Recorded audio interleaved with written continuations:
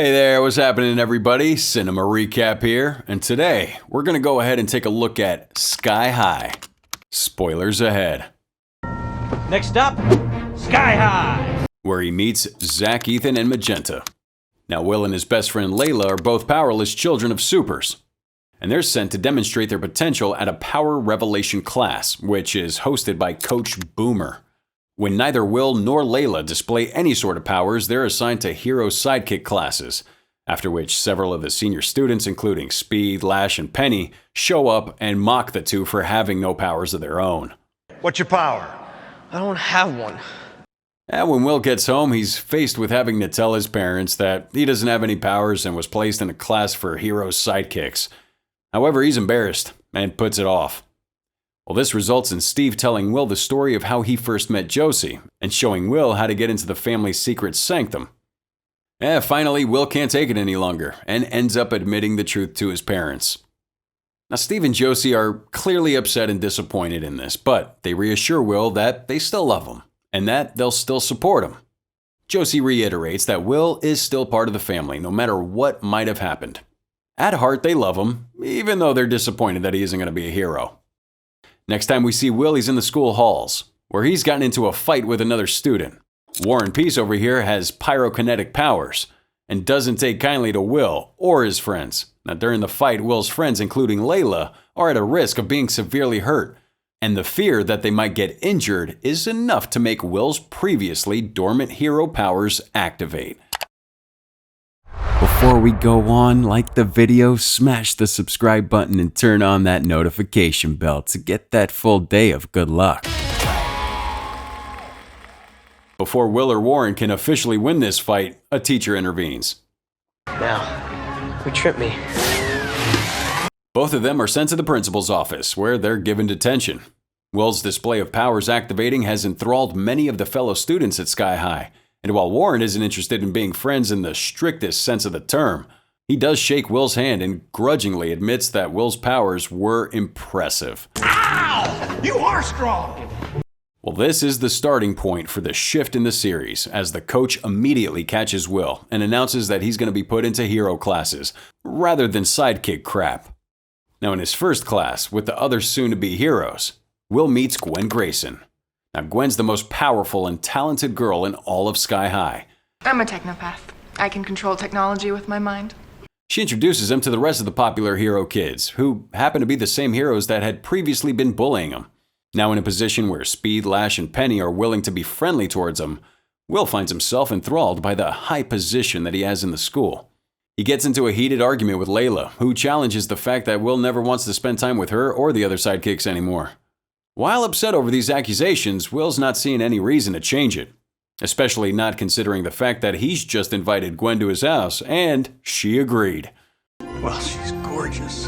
And she fixed the disposal. At the Stronghold house, Gwen invites Will's parents to be chaperones at the upcoming homecoming dance party, and then invites Will as well, asking if she could become his girlfriend. Will's over the moon and agrees to it. So Will's new taken status only furthers the growing rift between Layla and Will. She decides to try and go out with Warren, hoping that it might be enough to make him jealous. She doesn't take Warren's feelings into account, however, and it's obvious that Warren really believes Layla likes him and wants to go out on an official basis. Now on the night prior to the dance, Gwen enlists Will's help. The two get together to decorate and get ready for a personal party that Gwen's going to be holding, but she needs some place to host it. Will volunteers his own house. Super. And after spending a little bit of time getting the house set up, Will decides to share his family's biggest secret with Gwen, hoping that it'll impress her. Will takes Gwen down to his family's secret sanctum where they share a heartfelt moment. And after weeks of flirting, Will finally takes the initiative and kisses Gwen. Now Layla shows up at the house after hearing the sound of the party and has a conversation with Gwen, who lies to Layla and convinces her that Will doesn't want anything to do with her.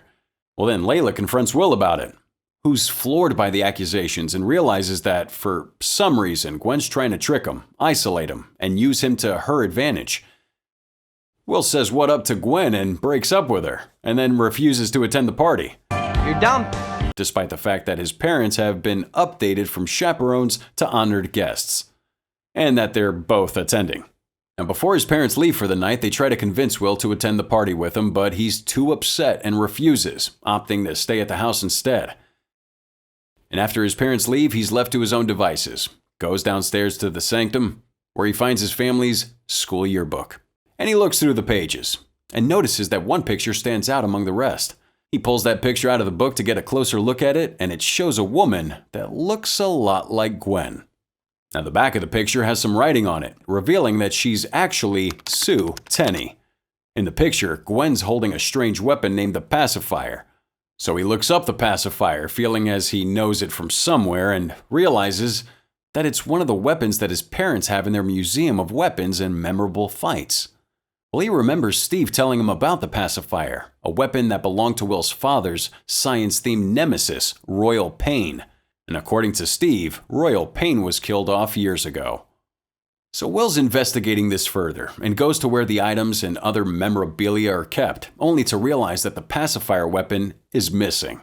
Well, he has a realization. He slams his hands down on the counter and pieces together all the clues, realizing that it was Gwen's plan the entire time. She was only pretending to like him so that she could get into the sanctuary and get this weapon. The entire party had been a ruse.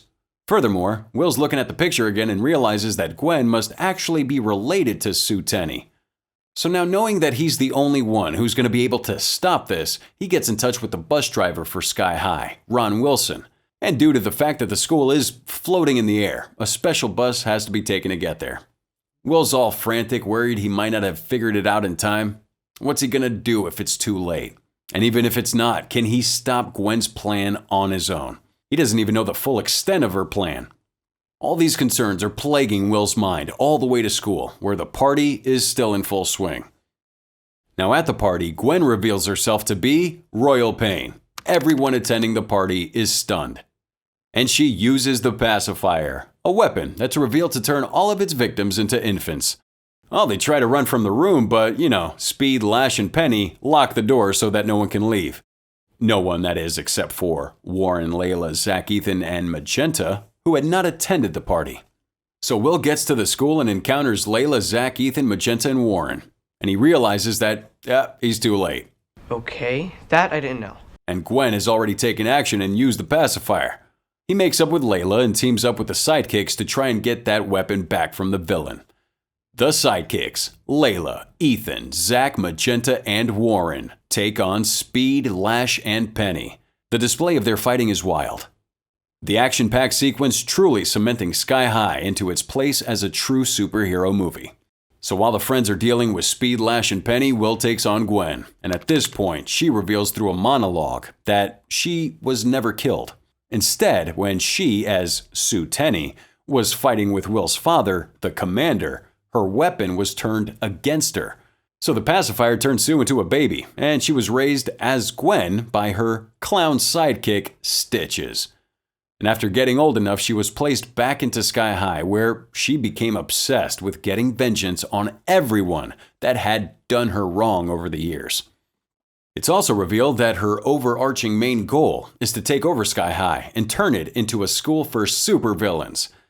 Well, Will demands what Gwen has planned for the converted adults, now babies, the lot of them, and she reveals that they'll be raised to love and cherish evil.